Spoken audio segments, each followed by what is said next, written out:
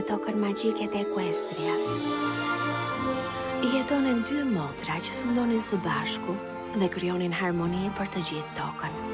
Për ta bërë këtë, motra më e madhe përdorte fuqitë e saj njëbrirëshe për të ngritur diellin në agim.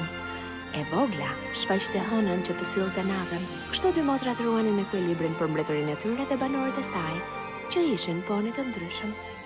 Por me kalimin e kohës, motra e vogël u bë inatçie.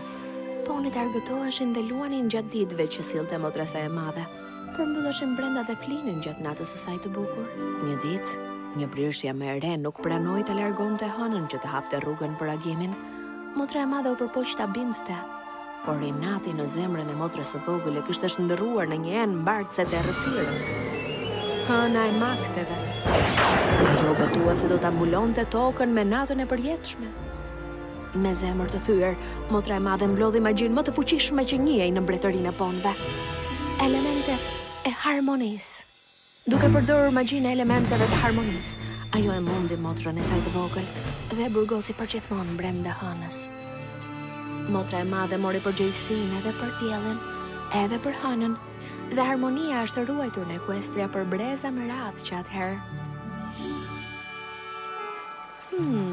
Elementet e harmonisë. E di që kam dëgjuar për to më parë. Por ku?